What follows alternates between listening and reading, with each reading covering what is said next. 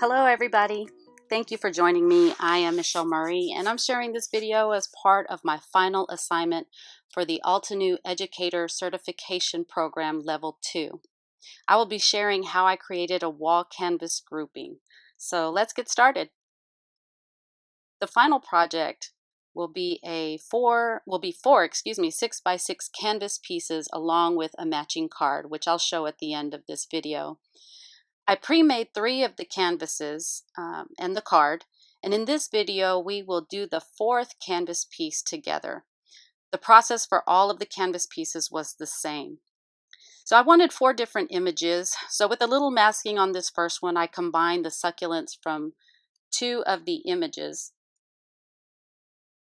I got these images from the Altenew set called Succulents. You can see the 2 images here that I combined. I know the first one is aloe vera, and I am not sure what that second image is, but it reminded me of a plant that my grandmother had that was purple, and I just always loved her and admired her green thumb.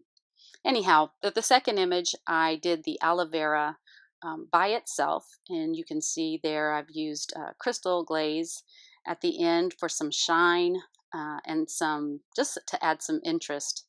For this one, I wanted to do a little bit of selective cutting so I could make it more dimensional. And you can see here where I've cut a few of the stems so they could stand up. I've popped them up on foam tape. And then this third image is the smallest image by itself, again, purple. And the fourth one will complete the images. There are 3 images in the set. So this fourth one is the one that we'll do together today. It also is the image that I used on my final card. I picked up these 6x6 canvas pieces from my local craft store, and they all came in a set. I decided I would watercolor my images using the Strathmore cold press watercolor paper in 140 pound. This paper is heavy and it has quite a bit of texture on one side, which I really wanted. I wanted as much texture and dimension on this set as possible. To watercolor, I use my Kuretake Gansai Tambi watercolors. I used the pink number 34, the olive 54, the darker green 58, the brown 47, and the gold, which is number 90, just for some metallic shine. So first, I had to stamp my image. I'm using my Misty here because this paper is so textured. I ended up stamping it 4 times. I'll spare you the entire process. I've sped this up. I used a waterproof ink. Simon Says Intense Black ink. And that was the first pass. And you'll see I ended up, as I said, doing it 4 times in order to get a decent solid image.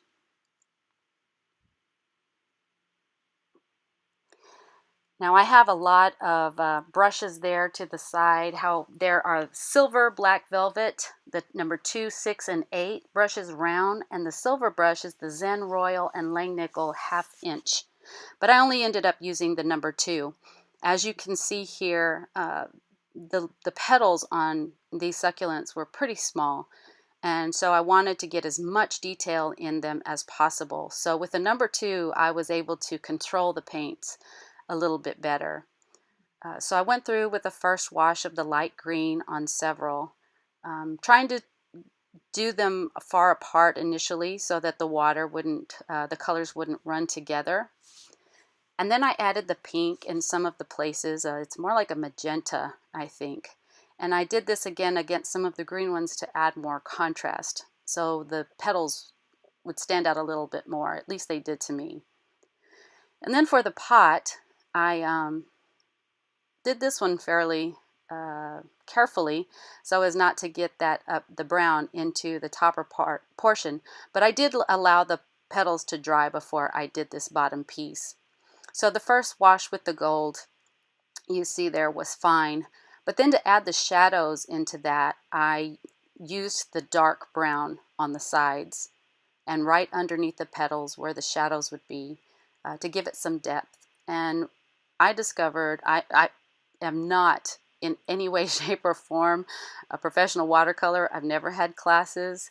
YouTube University has been the way that I've learned all of these techniques. Some wonderful watercolor experts out there, or they're experts in my eyes anyway. So I added the dark colors on the sides to give the appearance that the pot was a little more round. I blasted that with my heat gun, and then as you see here, after I finished watercoloring, I lost some of the detail from the actual stamped image. Instead of restamping, because I had already taken my image off of my Misty, I took this Faber-Castell Pitt pen in black. It's a fine point, and I just went through and outlined the portions of the image that had kind of been faded or blocked out by the watercolor. The watercolor is very pigmented and kind of thick, so it will cover some of your outline.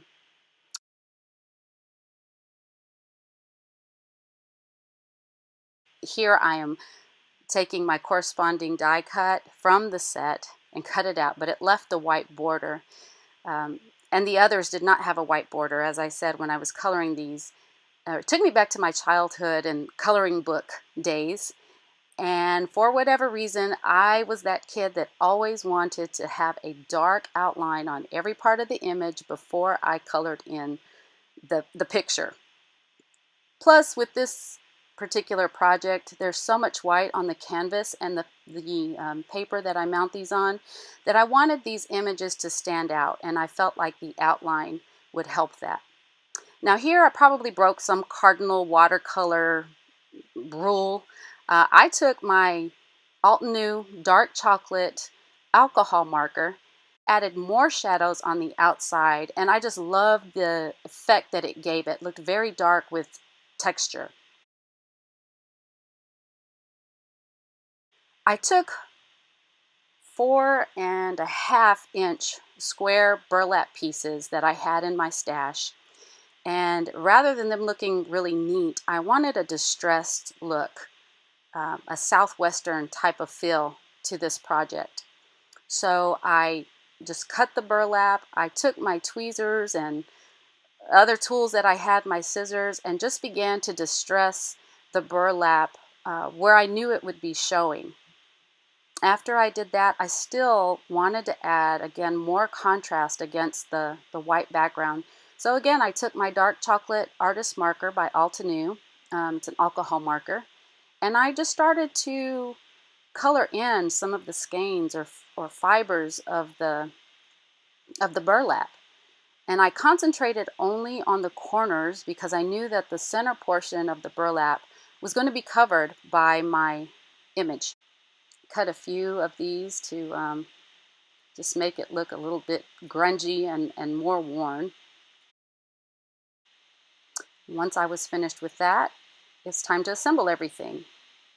So I laid my burlap down, and for these squares, I cut them in the same watercolor paper using my MFT Stacks double-stitched square dynamics. The largest square in that set measures 3 3/8 inch square, and the smaller one is 2 7/8 inch square. As you probably noticed a second ago, I also used craft colored fun foam behind each of those squares just to lift them up as much as possible. I glued my craft foam onto the backs of my squares. I wanted to use a very strong adhesive to make sure that these stay put, so I used my Tombow multi glue and attached all of those together. Once they were dry, I attached the burlap with the multi-medium mat. This one is, I could have used my Tombow, but the Tombow is pretty fluid. This is a little bit thicker and almost gone. That probably adds to that. And less, gushier is my technical term I'm using to come through the burlap. So I added some of that and just attached my burlap. I know that that's not going anywhere. I made sure I had it on the right side. stuck that down. Now the canvas had a little bit of give in it, so I just flipped these over and pushed them down on the firm surface of my table to make sure that the burlap was secured very well. I fluffed out my edges and did any last minute, pulling apart or distressing the burlap. And then I just glued my squares on. Now I apologize, my phone had run out of storage and I thought I was recording. I was not.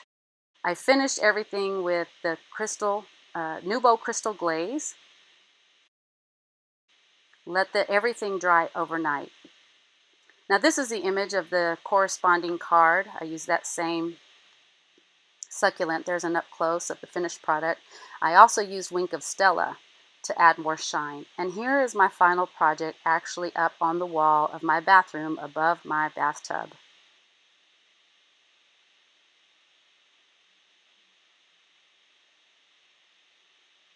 If you'd like to see more, go visit my blog, michelle2ls.blogspot.com, or you can see my entire portfolio of work, mainly cards, on my Instagram page at _Michelle O. Murray. Thank you so much for joining me. Until next time, bye.